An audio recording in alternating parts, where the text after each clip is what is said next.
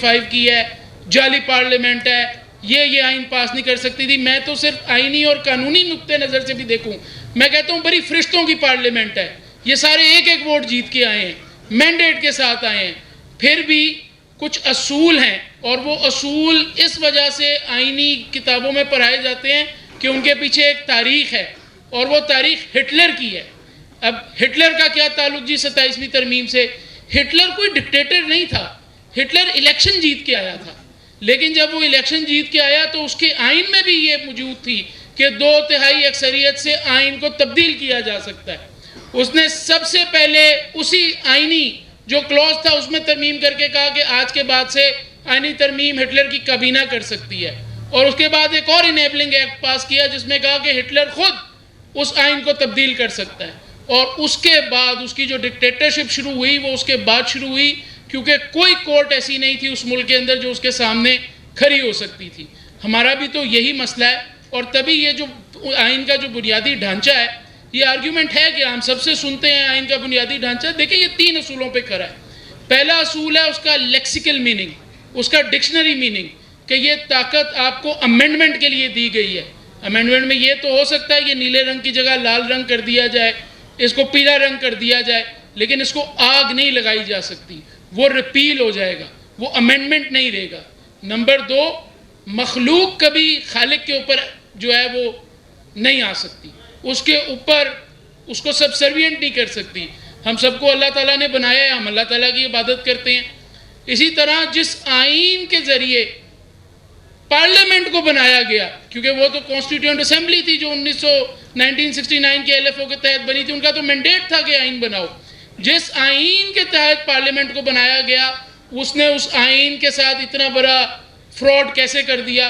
और ख़ास तौर पे कल को अगर वो पार्लियामेंट ये कह दे कि आज के बाद से हमारी तो कोई लेजिस्लेशन की ज़रूरत नहीं है, जो फील्ड मार्शल कहे वो इस मुल्क का आइन है, तो क्या उसको मान लिया जाएगा? इस वक्त तो जो चीज़ नज़र आती है, जो आपकी फेडरल कॉन्स्टिट्यूशनल कोर्ट कर रही है, इस हिसाब से तो उनको वो बात माननी पड़ेगी।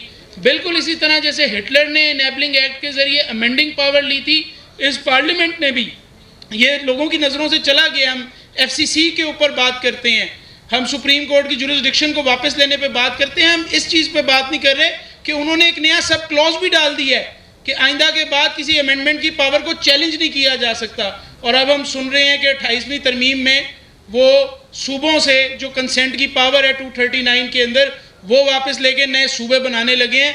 मैं ये आपको आज प्रिडिक्ट करके जा रहा हूँ, अचकज़ई साहब मैं उम्र में बड़ा छोटा हूँ, यहाँ पे बड़े सीनियर लोग बैठे थे, लेकिन मैं प्रिडिक्ट करके जा रहा हूँ, अगर सिंध में उनकी मर्ज़ी के बग़ैर, कंसेंट के बग़ैर किसी ने सूबा बनाने की कोशिश की, तो ये फेडरेशन के लिए बड़ा ख़तरनाक होगा। वहाँ पे आग लग जाएगी, वहाँ पे सेपरेटिस्ट फीलिंग जो है वो ऑलरेडी हमें नज़र आता है सड़कों पे बाहर आई हुई है।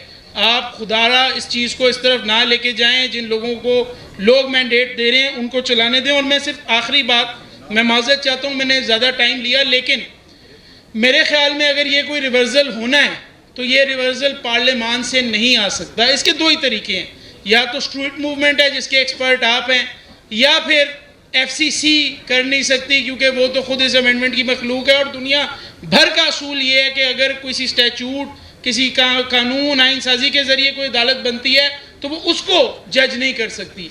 लिहाजा जब आप कहते हैं कि ये तरमीम ही गैर आइनी है, तो इसका मतलब है कि सुप्रीम कोर्ट के पास इस वक्त भी पावर है। और शायद उन्होंने मुझसे ये बात कॉन्फिडेंस में की थी, लेकिन मैं ये बात यहाँ पे कर देता हूँ। मैं एक सुप्रीम कोर्ट के जज साहब से अभी हालिया दिनों में, शायद 2 या 3 दिन पहले की बात है, मैं मिला, और उन्होंने ये शिकवा ज़रूर किया कि देखो जो अपोजिशन की पॉलिटिकल पार्टीज़ थी वो भी हमारी पुश्त पे उस तरह आके खड़ी नहीं हुई जिस तरह शायद 2007 में सियासी जमातें जो हैं वो खड़ी हुई थी।